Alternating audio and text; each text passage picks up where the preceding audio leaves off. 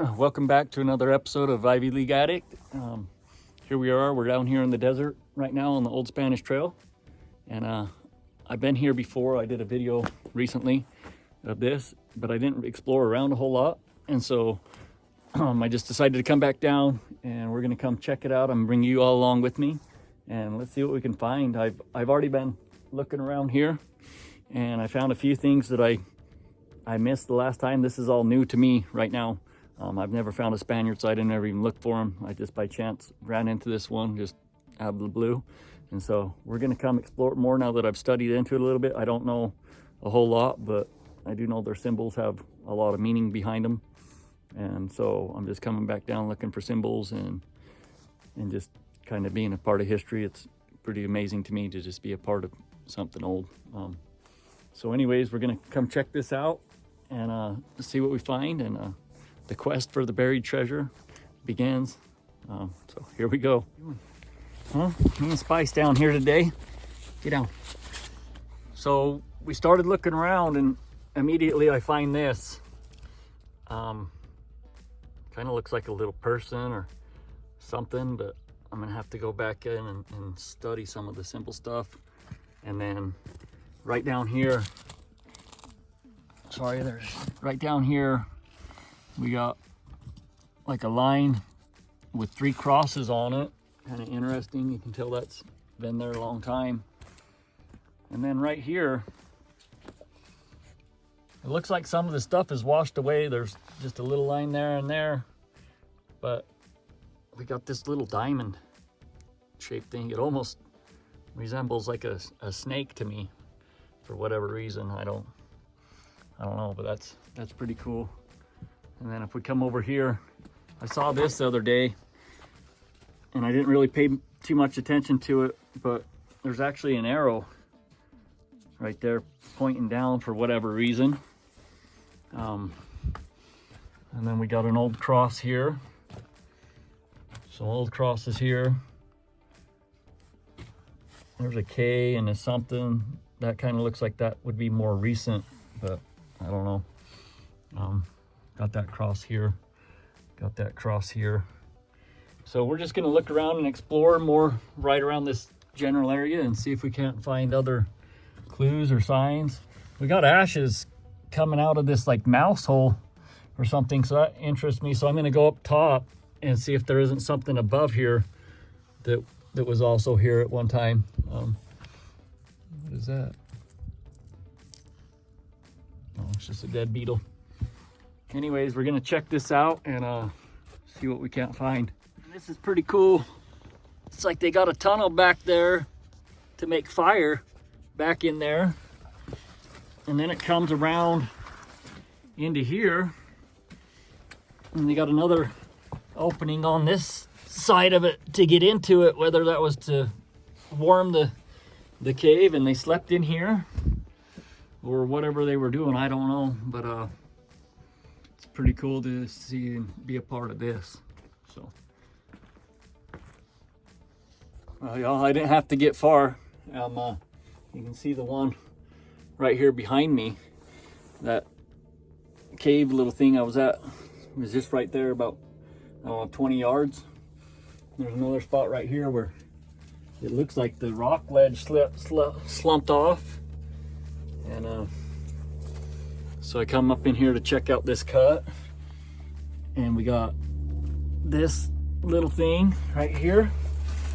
And a bunch of this stuff broke off, so there was possibly more stuff here. And then we got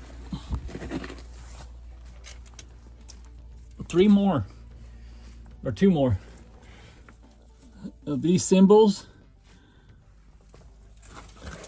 And then right here we got initials. It looks like a J and an R, possibly. And then you got almost like a arrow pointing down right here. So yeah, this is pretty cool and interesting to find this stuff. You can tell they chipped that out, but anyways, we're gonna keep exploring and see what we can't find here.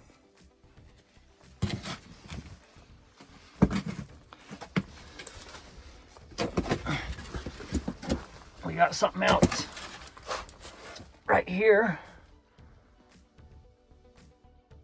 Not sure what kind of symbol that is, but I'm going to take pictures of all this stuff and go back and see what I can find and study more into all the symboling.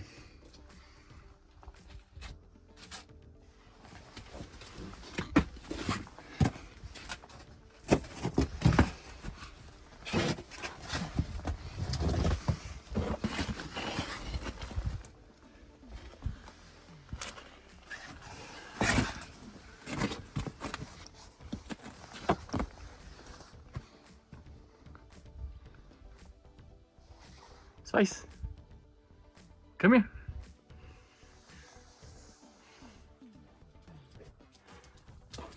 What you doing? Huh? So we just come out of that cut and we got another symbol right here. It's just weather worn where it's out in the weather. Another one of them circles. Almost looks like a snail or something. I'm not sure what the meaning is behind it. That's really cool. Here we are. We're just at the backside of where that cave is. It's just right over the front of this rock. I'm just kind of exploring and looking around, just looking at stuff.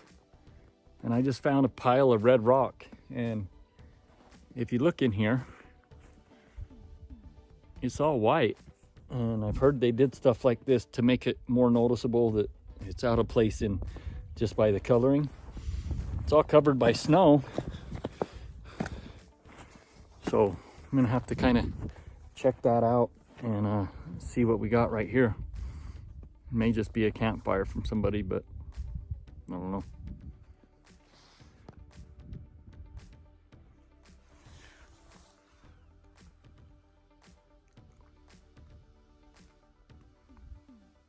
Right here, and then it almost looks like there's some kind of writing or something right there, but I can't decipher any of it, even what they look like. So, but yeah, this is all pretty cool to me. I love old history stuff. So anyways, we're gonna keep exploring and see what we don't find and turn up today. I'm not expecting to find anything but symbols, but maybe some of their camps and different cool stuff. But anyways, it's always a good day when you're out on the mountain. We're still just adventuring, and I just found something interesting. I don't know that it's anything, but we got some rocks coming down off here off the hill, and you got a few here. It's like just over time the weather and everything made them fall. We got a little cut right here. Possible stash site? I don't know. It is very interesting that all these flat rocks are piled up right here. I mean, it looks like to me that that would have, between the rocks that are here and the ones that have slid down off here, and then there's a few down in the bottom, it's a possibility that just over time they fell out, and that's a little cut for something. But we're just gonna have to check it out a little bit. Well, this is pretty interesting. I just drug all the sand that's in here out of here, and there's spots that sound like they're hollow, but it's just weird. I need to get me a metal detector and bring in here. This is at least worth checking out. I mean, you got these rocks that were piled up at one time, and maybe they just come over here and moved the rocks out of the way and took their stash too. You never know, because they did come back for them, but sometimes they didn't make it, and so they never got back to them. But we even got another one right here. These are bigger rocks, and we got a cut back in here that actually goes back quite a ways, and then you got these rocks piled up here in front of it like it was covering it up. So I definitely need to come down here with a metal detector and just explore. So hopefully I can get my hands on a metal detector here soon. And I don't have one, and never done this stuff before, but we're gonna get one. Well, here we are. That caves back down in there and the ledges ways. Just kind of walking this cliff line, and I could see this little cut. So I come up in here and just to check it out. Not seeing any symbols or anything, but it's just kind of interesting. There's a little hole back in there. It kind of looks, I don't know. There's you can see, you got this, that's worn over in time, and it's kind of square. There's actually, yeah, I just saw this. It's actually smoke. This could be by the Indians too. The Indians lived in here for years and years and years, thousands of years. But anyways, we're just exploring, and just wanted to come in here and share a little thought with you. So what is an Ivy League addict, you might ask? I'm an Ivy League addict, and what that represents to me is I graduated with an Ivy League degree from addiction. I went all the way after 25 years of heroin addiction to homelessness on the streets, come off the streets into rehab with nothing. And I'm just rebuilding my life. You know, so I got a 25-year degree. You know, I went all the way. So that's the Ivy League addict in the title. I'm an Ivy League addict. And I know there's many more out there like me. And I'm just trying to share positivity and strength and hope to those who suffer in addiction and depression. I suffered with suicidal thoughts for many years. I lost my wife to suicide. Just a lot. And I want to share my story with the world, but I gotta have a following before I do that, because I feel like it can impact a lot of people, and it's for some, it's not for others. But that's the Ivy League addict. I'm an Ivy League addict. I got a doctorate degree in addiction. 25 years. I lived it, breathed it for 25 years. So that's me. I'm an Ivy League addict. And anyways, that's not the life I live today. I got just a little over 2 years off the drugs, and just living a different life. And now I just explore and just live a pretty simple life. So anyways, just kind of want to share that thought with you, and I'll go into it deeper as we go. I share my story with a lot of people, but it's a little different when you're just talking to a camera, because I share it when it comes up in conversation and let it happen naturally.